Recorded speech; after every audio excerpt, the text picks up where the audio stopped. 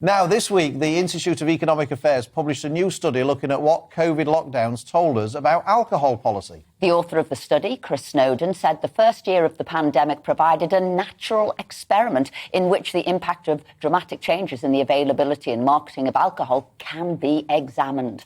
Well, Chris joins us now to discuss what he found. So, Chris, what was the conclusion? Am I right in thinking that your conclusion is that there was no pubs open, there wasn't much advertising going on, and yet it didn't have any impact on alcohol-related harm? Is that the long and short of it? Yeah, I mean, obviously the lockdown wasn't designed to reduce alcohol-related harm, but by the logic of public health, if you have the amount of alcohol advertising half, which is what happened, and if the number of outlets that are selling alcohol falls by 2/3, which is what happened, the entire hospitality industry obviously closed for months and months, you would expect to see a drop in alcohol consumption that would lead to a drop in alcohol-related harm. And in 2020, we did see a small drop in consumption of about 4 or 5%, but we saw a massive spike in alcohol-related harm, with alcohol-related deaths going up by 19% in the UK, really an unprecedented amount. So, as I say, lockdowns weren't supposed to test this, but it did provide a natural experiment by which we could test some of the more extreme policies from these people.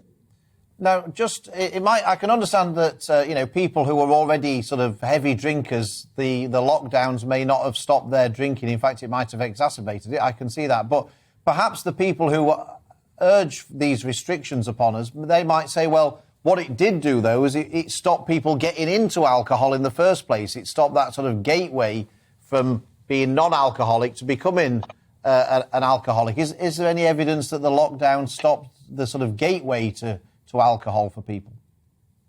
No, I mean, the decline in alcohol consumption seemed to have come about because people who were not drinking particularly heavily cut down or they stopped.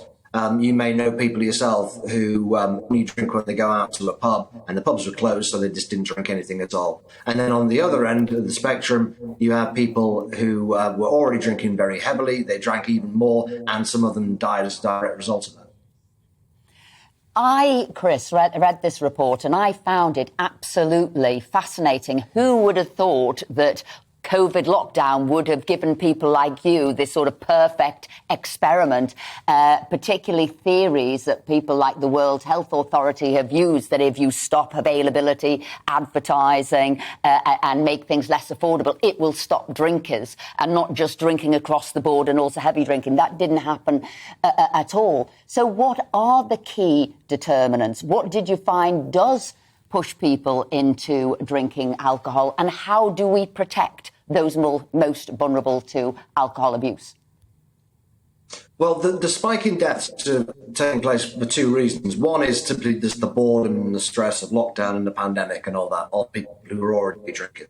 But also, the lockdown led to the NHS being completely taken over, really, by COVID-19 treatments. And so people who were problem drinkers couldn't get that face-to-face support that they need.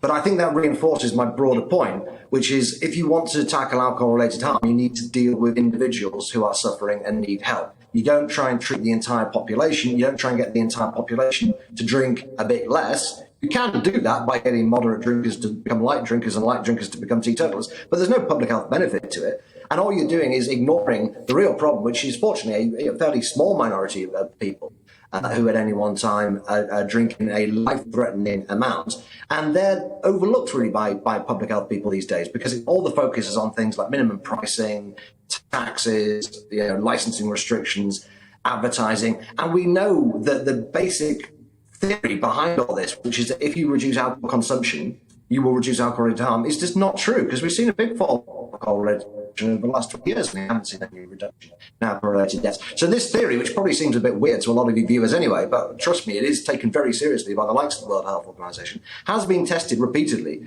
and shown not to be true.